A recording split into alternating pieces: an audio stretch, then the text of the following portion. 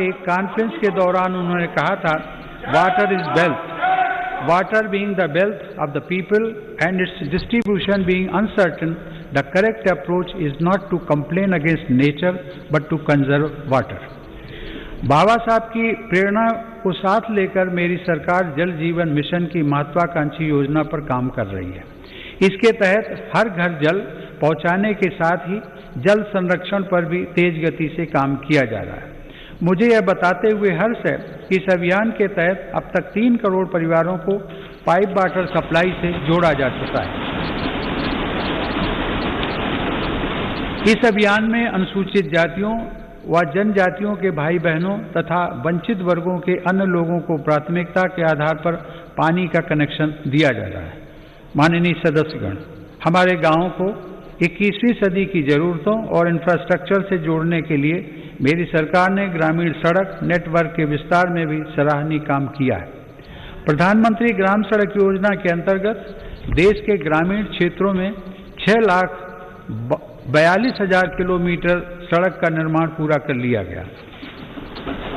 इस योजना के तीसरे चरण में ग्रामीण क्षेत्रों में बसावटों के साथ साथ स्कूलों, बाजारों और अस्पतालों आदि से जोड़ने वाले 1,25,000 किलोमीटर रास्तों को भी अपग्रेड किया जाएगा। गांव में सड़कों के साथ ही इंटरनेट की कनेक्टिविटी भी उतनी ही अहम है। हर गांव तक बिजली पहुंचाने के बाद मेरी सरकार देश के 6 लाख से अधिक गांवों को ऑप्टिकल फाइबर से जोड़ने के लिए अभियान चला रही है। माननीय सदस्यगण, हमारी अर्थव्यवस्था की आधारभूत ताकत हमारे गांव और छोटे शहरों में फैले हमारे लघु उद्योग, हमारे कुटीर उद्योग MSMEs हैं। भारत को आत्मनिर्भर बनाने का बहुत बड़ा सामर्थ्य हमारे इन लघु उद्योगों के ही पास है। देश के कुल निर्यात में इनकी भागीदारी लगभग 50% की है। आत्मनिर्भर भारत के मिशन में MSMEs की भूमिका को बढ़ाने के लिए भी अनेक कदम उठाए गए हैं। MSMEs की परिभाषा में बदलाव हो, निवेश की सीमा बढ़ाना हो या फिर सरकारी खरीद में वरीयता, अब लघु और कुटीर उद्योगों को विकास के लिए जरूरी प्रोत्साहन मिला है। 3 लाख करोड़ रुपए की इमरजेंसी क्रेडिट गारंटी योजना, मुश्किल में फंसे MSMEs के लिए 20,000 करोड़ की विशेष योजना और फंड ऑफ फंड्स जैसे प्रयासों ने लाखों लघु उद्यमियों को लाभ पहुंचाया है।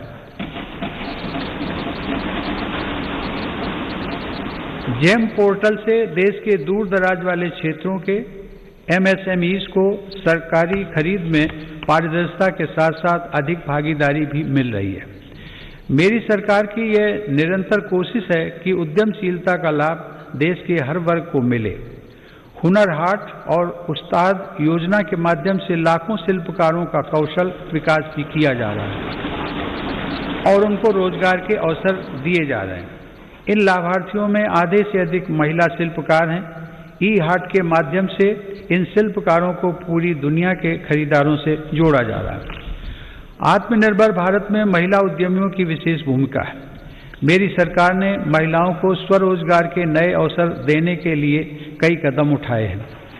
मुद्रा योजना के तहत अब तक 25 करोड़ से ज्यादा ऋण दिए जा चुके हैं, जिसमें से लगभग 70% ऋण महिला उद्यमियों को मिले हैं।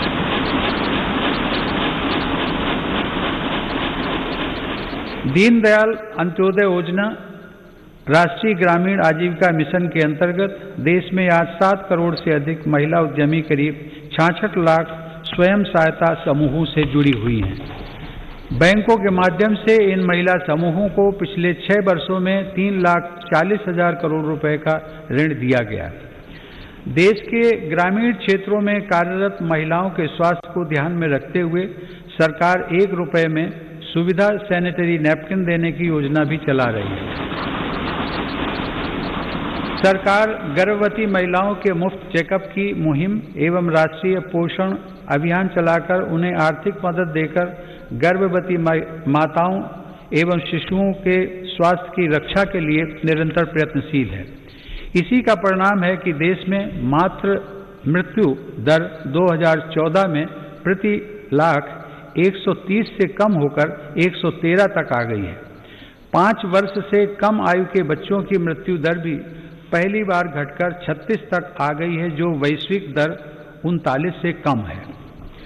महिलाओं की समान भागीदारी को आवश्यक मानने वाली मेरी सरकार नए नए क्षेत्रों में बहनों बेटियों के लिए नए अवसर बना रही है। भारतीय वायुसेना की फाइटर स्ट्रीम हो, मिलिट्री पुलिस में महिलाओं की नियुक्ति हो या फिर अंडरग्राउंड माइंस में तथा ओपन कास्ट माइंस में महिलाओं को रात्रि में कार्य करने की अनुमति, ये सभी निर्णय पहली बार मेरी सरकार ने ही लिए हैं।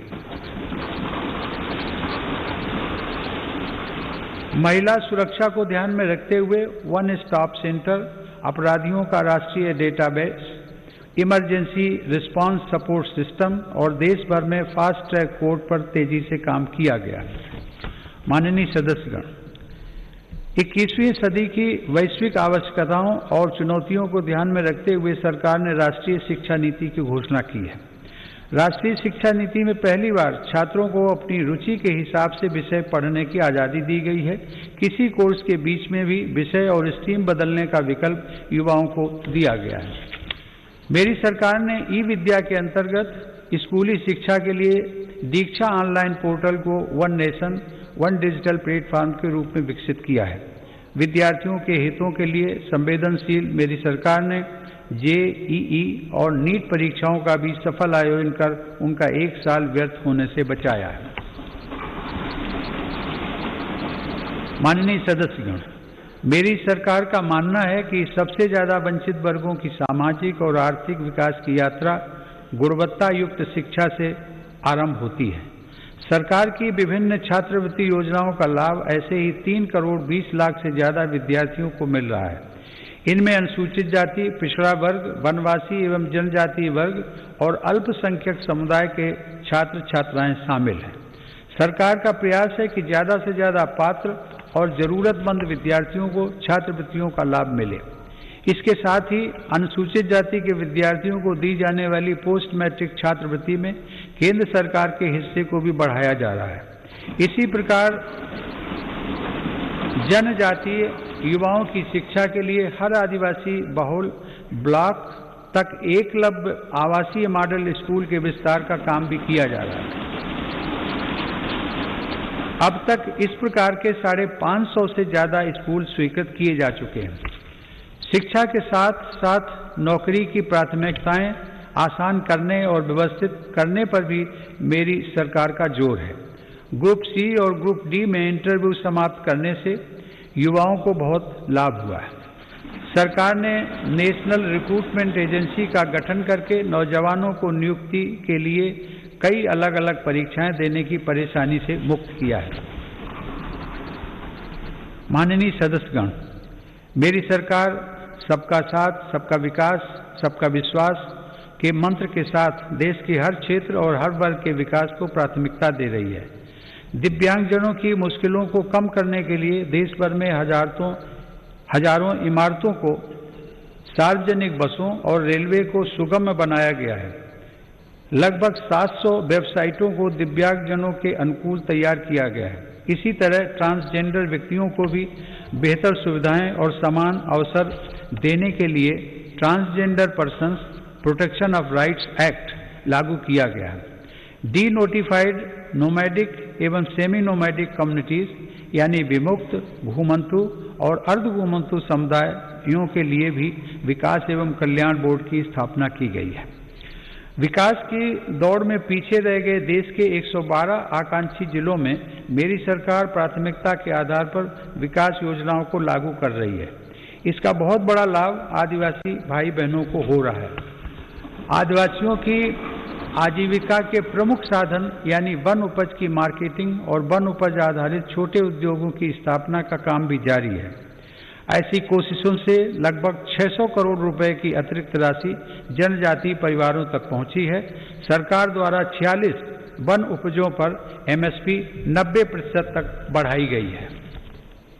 माननीय सदस्यगण, आधुनिक टेक्नोलॉजी का भारत में विकास और हर भारतीय की आधुनिक टेक्नोलॉजी तक आसान पहुंच आत्मनिर्भर बनते भारत की अहम पहचान है। 2 गज की दूरी की अनिवार्यता के बीच देश की संस्थाओं और नागरिकों ने डिजिटल इंडिया की ताकत से देश की रफ्तार को थमने नहीं दिया। पिछले वर्ष दिसंबर में यूपीआई से 4 लाख करोड़ रुपए से भी अधिक का डिजिटल पेमेंट हुआ है। आज देश के 200 से ज्यादा बैंक यूपीआई व्यवस्था से जुड़े हैं। इसी तरह डिजिलॉकर का 400 करोड़ से अधिक डिजिटल डॉक्यूमेंट्स के लिए पेपरलेस प्लेटफॉर्म की तरह उपयोग किया जा रहा है। उमंग ऐप पर भी देश के करोड़ों नागरिक 2000 से ज्यादा सेवाओं का लाभ ले रहे हैं। देश में 3.5 लाख से अधिक कॉमन सर्विस सेंटर ग्रामीण क्षेत्रों में लोगों को सरकारी सेवाओं से जोड़ रहे हैं। इसी क्रम में इंडियन स्टैंप एक्ट में संशोधन करके अब देश में ई स्टैंप की व्यवस्था भी लागू कर दी गई है। जनधन खातों, आधार और मोबाइल की त्रिशक्ति ने लोगों को उनका अधिकार सुनिश्चित किया है। इस जैम त्रिशक्ति की वजह से 1,80,000 करोड़ रुपए गलत हाथों में जाने से बच रहे हैं। मेरी सरकार द्वारा राष्ट्रीय डिजिटल हेल्थ मिशन के जरिए चिकित्सा सेवाओं को डिजिटल बनाने की शुरुआत भी की गई है। इसके माध्यम से आने वाले समय में देश के नागरिक डिजिटल अपॉइंटमेंट, डिजिटल रिपोर्ट के साथ साथ डिजिटल हेल्थ रिकॉर्ड जैसी सुविधाओं का लाभ भी उठा सकेंगे। हमारा अपना नेविगेशन सैटेलाइट सिस्टम नाविक भी आज भारत का गौरव बढ़ा रहा है। इसका लाभ अब हजारों मछुआरे साथियों को मिल रहा है। हाल ही में नेशनल एटॉमिक क्लॉक और भारतीय निर्देशक द्रव्य प्रणाली के रूप में नए मानक भी राष्ट्र को समर्पित किए गए हैं। इन स्वदेशी समाधानों से भारत के प्रोडक्ट्स को अंतर्राष्ट्रीय मानकों के अनुरूप बनाने में मदद मिलेगी। टेक्नोलॉजी का यह अभियान देश की लोकतांत्रिक संस्थाओं को भी सशक्त कर रहा है। इस दिशा में राष्ट्रीय ई विधान ऐप के जरिए देश की सभी विधानसभाओं, विधान परिषदों और संसद के दोनों सदनों का डिजिटलीकरण किया जा रहा है। राज्य विधानसभाओं में नेशनल ई विधान एप्लीकेशन यानी नेवा का कार्यान्वयन विधायी और लोकतांत्रिक प्रक्रियाओं के संचालन में एक नए युग की शुरुआत करेगा। माननीय सदस्यगण, हमारी संसद लोकतंत्र में देशवासियों की बढ़ती हुई भागीदारी और नए भारत की आकांक्षाओं की पूर्ति का एक महत्वपूर्ण माध्यम है। पहले की सरकारों में तथा संसद के सदनों में ये बात उठती रही है कि संसद की यह इमारत हमारी वर्तमान आवश्यकताओं को पूरा करने में अपर्याप्त सिद्ध हो रही है। संसद की नई इमारत को लेकर पहले की सरकारों ने भी प्रयास किए थे। यह सुखद संयोग है कि आज़ादी के 75वें वर्ष की तरफ बढ़ते हुए हमारे देश ने संसद की नई इमारत का निर्माण शुरू कर दिया।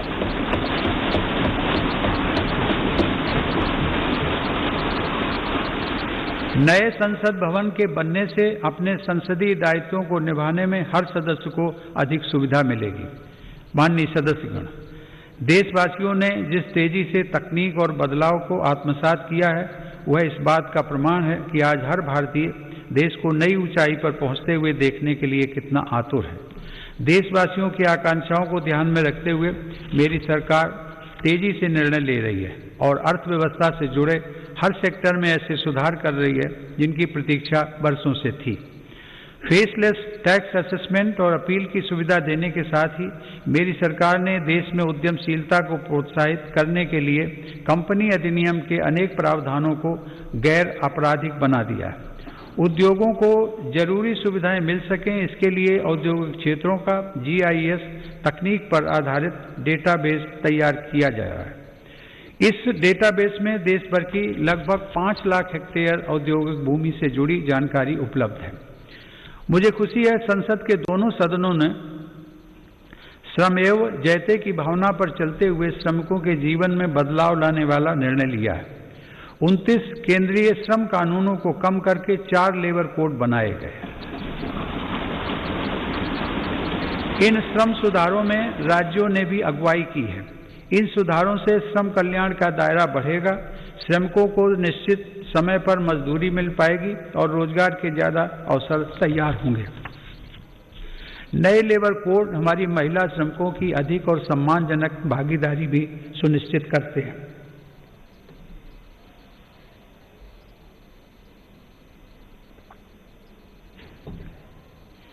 उद्योगों के लिए श्रम के साथ साथ आसान पूंजी भी बहुत आवश्यक है। इसके लिए देश के बैंकिंग सिस्टम को सशक्त किया जा रहा है। देश में बड़े और शक्तिशाली बैंकों के निर्माण के लिए छोटे बैंकों का आपस में विलय भी इसी दिशा में उठाया गया कदम है।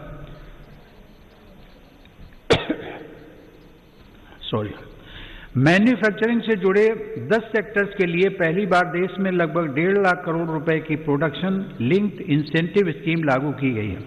इसका लाभ इलेक्ट्रॉनिक्स सहित अनेक दूसरे सामान की मैन्युफैक्चरिंग में दिखने भी लगा है। देश और विदेश की अनेक बड़ी कंपनियों ने भारत में इन योजनाओं के तहत काम शुरू कर दिया है। मेरी सरकार भारत में बने सामान के उपयोग के लिए जन भागीदारी को प्रोत्साहित कर रही है। आज वोकल फॉर लोकल देश में जन आंदोलन का रूप ले चुका है।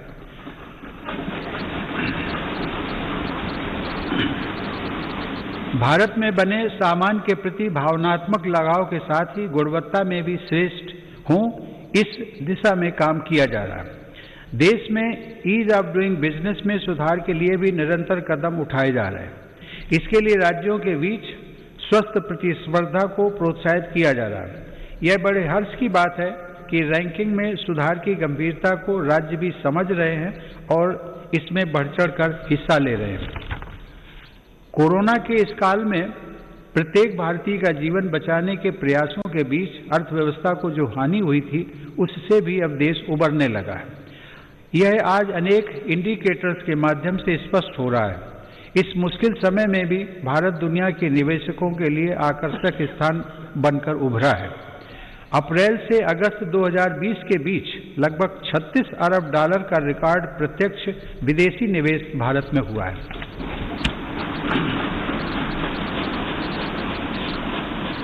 माननीय सदस्यगण, मेरी सरकार मानती है कि देश में आधुनिक इंफ्रास्ट्रक्चर का निर्माण नए और आत्मनिर्भर भारत के लिए मजबूत नींव का काम करेगा।